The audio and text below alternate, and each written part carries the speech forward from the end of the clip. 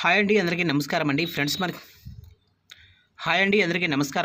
మనకి ఇప్పుడిప్పుడే మరొక బ్రేకింగ్ న్యూస్ అప్డేట్ అయితే రావడం జరిగిందండి. అదేమిటంటే తెలుగు రాష్ట్రాల్లో మరో కొత్త రాజకీయ పార్టీ ప్రారంభం అంటూ ఇప్పుడే మనకు ఒక అప్డేట్ అయితే వచ్చిందండి. అయితే ఇందుకు సంబంధించిన పూర్తి వివరాలు అయితే మన వీడియోలో తెలుసుకుందామండి. అంటే తెలుగు రాష్ట్రాల్లో కొత్త రాజకీయ పార్టీ ఎవరు ప్రారంభిస్తున్నారు ఏంటి అనేది మన వీడియోలో క్లారిటీగా తెలుసుకుందామండి. వీడియో మాత్రం ఎక్కడ స్కిప్ చేయకుండా చూడండి ఫ్రెండ్స్, అప్పుడే మనకి పూర్తి సమాచారం అయితే తెలుస్తుంది. ఇక లేట్ చేయకుండా వివరాల్లోకి వెళ్ళిపోదాము. ఇక ఎస్సీల్లో ఉపవర్గీకరణకు అనుకూలంగా సుప్రీంకోర్టు ఇటీవల తీర్పు చెప్పిన సంగతి తెలిసిందే.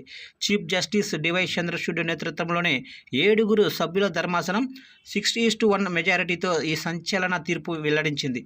ఇక ధర్మాసనంలో 6 న్యాయమూర్తులు ఆ వర్గీకరణను సమర్థించగా ఒక్కరు మాత్రం వ్యతిరేకించారు. ఇలా ఎస్సీ రిజర్వేషన్ వర్గీకరణపై సుప్రీంకోర్టు ఇటీవల సంచలన తీర్పు వెలువరించిన నేపథ్యంలో ఇప్పుడు ఈ అంశం దేశవ్యాప్తంగా చర్చనీయాంశం అవుతుంది. ఈ క్రమంలో ఏపీ, తెలంగాణలోనూ ఈ అంశం రాజకీయంగా హాట్ టాపిక్గా మారింది. ఈ సమయంలో మాజీ ఎంపీ కొత్త పార్టీ పెడుతున్నట్లు ప్రకటన చేశారు.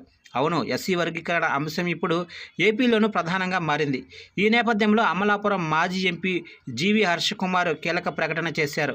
ఇందులో భాగంగా వర్గీకరణను వ్యతిరేకంగా కలిసి వచ్చే వ్యక్తులు, సంఘాలతో కలిసి త్వరలో రాష్ట్రంలో కొత్త పార్టీ పెడుతున్నట్లు ప్రకటించారు. ఇక ఎస్సీ వర్గీకరణ క్రిమిలేయర్ను వ్యతిరేకిస్తూ గుంటూరులో జరిగిన సదస్సుకు ముఖ్య అతిథిగా హాజరైన జీవి హర్షకుమార్ రాష్ట్రంలో అటు అధికార పక్షం, ఇటు ప్రతిపక్షం వర్గీకరణకు అనుకూలంగా ఉన్నట్లు చెప్పారు. ఈ నేపథ్యంలో కొత్త పార్టీ నిర్ణయాన్ని తీసుకున్నట్లు తెలిపారు. త్వరలోనే విధి విధానాలు వెల్లడిస్తామని వివరించారు. ఈ సందర్భంగా దేశం మొత్తం మీద మాదిగలు ఈ వర్గీకరణను వ్యతిరేకిస్తున్నారని, అయితే ఉమ్మడి ఏపీలో మాత్రం మాదిగలు ఎందుకు భిన్నంగా ఉన్నారని అభిప్రాయపడ్డారు.